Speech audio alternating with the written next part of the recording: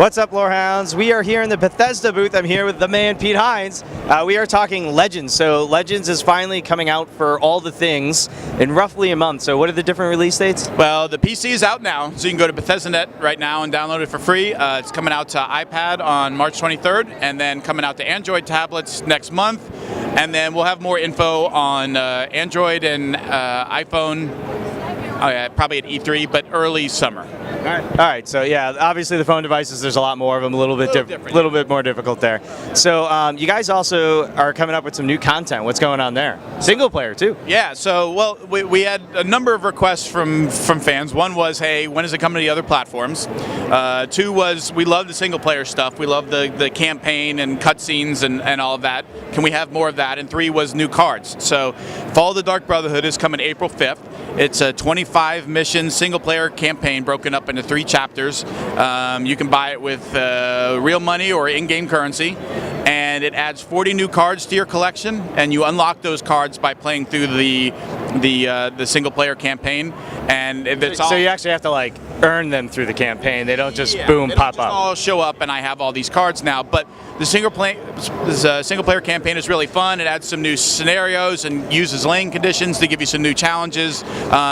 You get to meet cool characters from the previous Elder Scrolls games like Cicero, and yeah, we're doing a thing even where it's obviously about the Dark Brotherhood, so all the cards are themed around Dark Brotherhood kinds of stuff. But as you play through the single player mission, you'll have to make choices about like, well, am I going to accept this contract, or am I going to do this thing or that thing? And you'll actually get branching missions. So if you and I play, we might actually get different missions because you made different story choices than I did, or you get. You're adding a little bit of the open world mix that you guys are known for into the card. Elder Scrolls is all about player choice, and so it would seem like a fun way. You still unlock cards at the same pace and the same rate, so it's not like, oh, I did this choice and now I got to go back and replay it. You still unlock cards no matter what choices you make, but it just allows you to kind of have the story play out a bit more organically and kind of according to your taste. So was the idea behind kind of gating the cards, is that a way to train the player a little bit to understand what those cards should be used for, or was there some other decision behind that? Well, it's a mix. I mean, we found with the original campaign that it's kind of fun to give players scenarios and stuff that are challenging, or that require them to play against different lane conditions that they're not used to. You also kind of get to appreciate the cards because maybe you're playing against them before you unlock them, and you see like how they're used or what those synergies are. So yeah, it's a mix, and again, that single player content is something that folks have really been keen on, and having them be sort of unlocked as part of the single player is a cool way to get folks to get both, right? You get the experience of playing through all this content, and you're also getting the cards along the way. Are you guys at all worried about potentially fracturing the player base a little bit, like people focusing on single player and maybe not playing PvP much anymore?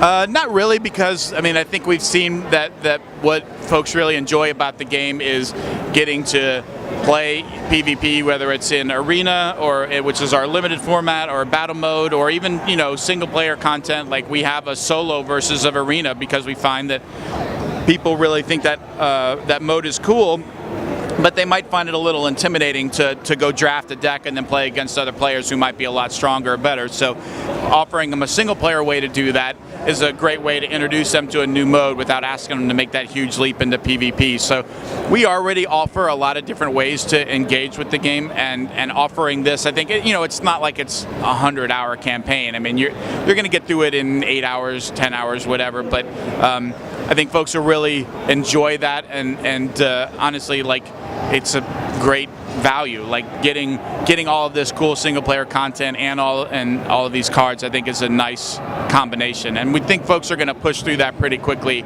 and because they want to unlock the cards and get back into PvP and build new decks.